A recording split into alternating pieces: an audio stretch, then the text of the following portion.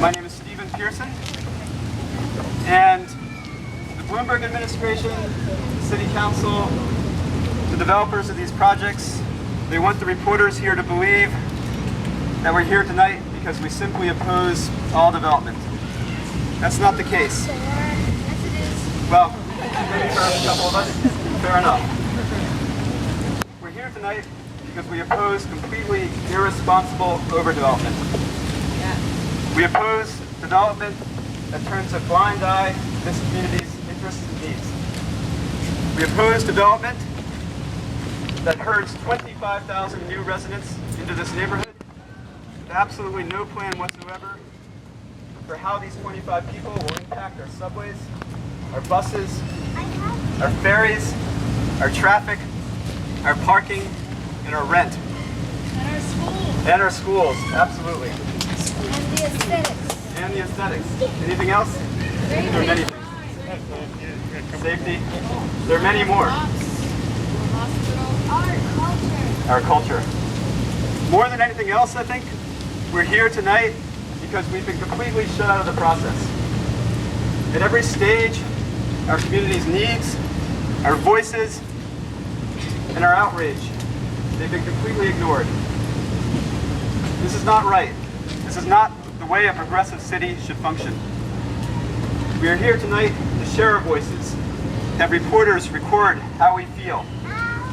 We're here tonight to tell the Bloomberg administration, to tell our city council, to tell the developers that we will not go down without a fight. This morning, several of us met with some lawyers. We're going to proceed with an Article 78 lawsuit against the city, against this project. This project is proceeding based upon an environmental impact statement from 2005. Those of you who have been around since then know that anything conducted in 2005 is completely irrelevant today. We cannot allow this to go unchallenged, and we will not let it go unchallenged. We will fight this every step of the way. Tonight is about hearing your voices, and I'd love some of you to speak out, share your views on this project, share your views on this neighborhood, what's becoming of this neighborhood, and what it threatens to become. So, with that, Rolf, maybe? Can I ask you a question? You may indeed. You met with a lawyer this morning, I Right. take it. What encouragement did he give you regarding fighting this? Did he give you specific information of how this can be done, or is there, Right. So Rolf's question is the legal specifics of filing an Article 78 lawsuit. And within the last 3 or 4 weeks, August 5th for Greenpoint Landing, July 22nd for Commercial Street, I believe, there were statements filed, an environmental assessment statement, that basically said that these projects will have no meaningful impact on our neighborhood. No meaningful poor impact. So we plan to challenge that statement. Everyone who lives here knows that that's absurd. So we have 120 days from the day that that negative declaration was filed. So we have 120 days to do this, and we will get it done in that time. Dennis Farr. No? Does anyone want to be bold and share some stories about the neighborhood or anything else? Rolf Carl, who's a great neighborhood activist.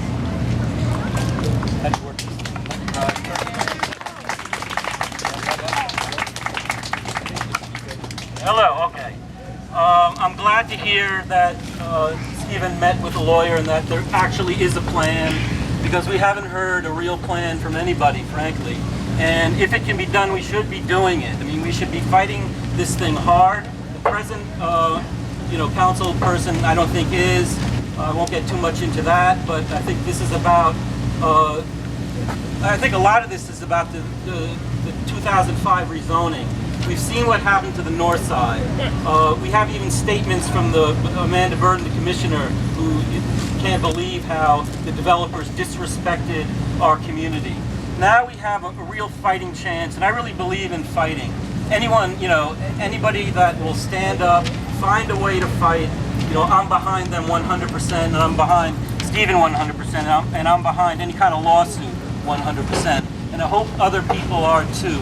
This isn't about one person. This is really about our community and trying to change or trying to keep it somewhat the way it is and not allow the rezoning to smother us over here in the tip of Greenpoint. It happened on the north side. Let's not let it happen here. Anyone else? Come on, Dennis. I just have a question. My question is, because it's not going to be all accomplished by lawyers. Right.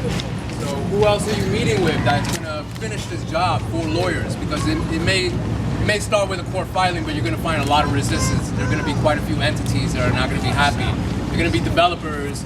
There are going to be real estate agents. There are going to be other lawyers who are not going to be happy with any kind of challenge. A lot of money. Yeah, absolutely. A lot of money. Let me say two things to that. First of all, we need people like you. We need constant pressure on our elected officials.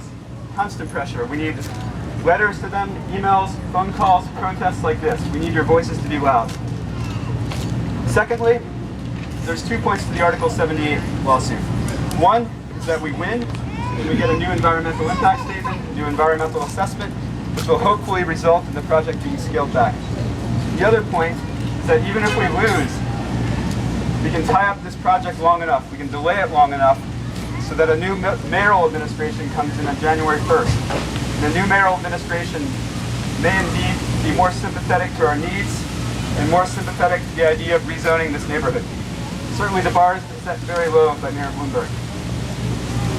Someone else want to talk about Greenpoint? Somebody who's been here a while. Share some stories. How about moving Hollywood out of here? We're ready to get moved, and it's the only place in New York that looks like New York anymore, and now we can't even come home. We have a community, the developers are undeveloping what we already have and have had for a really long time. Yeah, We're going to do something. sure. In front of the press. I've got a lot to say.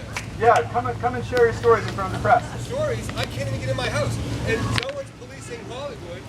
You know, Cecil B. DeMille didn't have this much parking for the 10 Commandments, and there are thousands of extras. And look at this, you can't even move. There's businesses here, there are people living here, you can't do anything. One guy came into his store, and this is one time of year, and no one asked. And not once have I ever, in 22 years, received a letter that's on the city website, how to make money in the movie industry, on my door saying we're going to be filming in your neighborhood. They're filming in my building in it. There's signs everywhere but here. It's a joke. They're destroying our neighborhood, and Megaphone's not going to do it. He'd be marching to City Hall and getting Bloomberg out of office because all he cares about is the millionaires and billionaires. Once he's gone, maybe it'll be back to the old city. How many theaters have closed? How many dance companies have closed? Where are the young artists now? They're not here. They can't afford it. They're stacking people up. You know, a 500 square foot apartment for $3,000 a month. That's what's happening to our city, and they're focusing on this now, destroying the whole place. This is a joke. What happened to all the laws saying you couldn't build over 10 stories within 100 feet of Commercial Street, and now they're talking about building 40-story buildings? What about making it a wind farm? There's always a breeze in Greenpoint. Where's the sustainability? You know, the people in Queens lost their power for 3 weeks.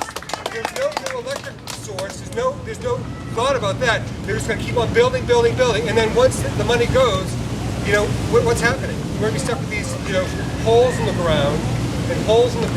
This should be a wind farm and a park. No more of this, you know, high rises and bringing billionaires and millionaires. What about us who work every day? That's what you should be focusing on. Yeah. Get Hollywood the fuck out of here. Excuse my French, sir. It drives me crazy. I can't even walk in my building right now. Thank you. That was beautiful. Thank you. Stay loud. Please stay loud.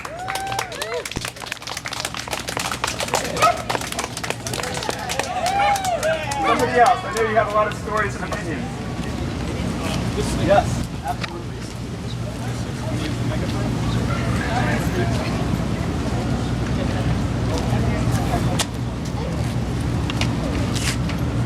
I wrote like this.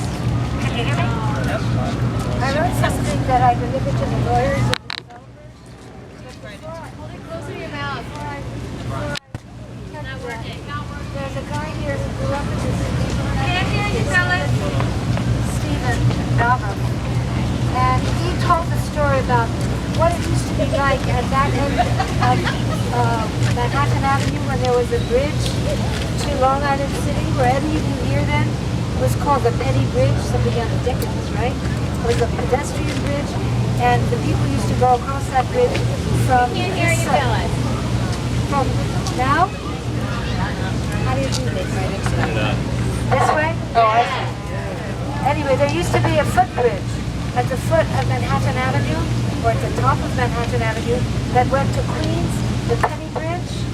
It was a pedestrian bridge, and so that whole area, that end of Manhattan Avenue, was alive with the neighborhood stores and residences and people going back and forth, the traffic and the exchanges between Greenpoint and that part of Queens. So there's a whole idea that we should look into and try to resurrect if we want to do something at all. But anyway, can you hear me still? I wrote this and I gave it to the lawyers. And if you bear with me, I'll try to read it real fast. It's a different approach. Dear Mr. Klein and or Mr. Chadwick and their friends and or other developers in this room and or representatives of it. This was the Automotive High School meeting. Please come forward to accept this community's invitation to work with you, not against you, to build an unprecedented, brilliant, beautiful, beloved, and blessed little city on the northwest corner of Greenpoint, Brooklyn. One that will showcase the first such collaboration between an extraordinary community already celebrated as having developed here one of the 10 most dynamic artistic centers in the United States, and a group of advanced thinking developers who recognize that solving issues in a swiftly changing world has made profitable motives old-fashioned.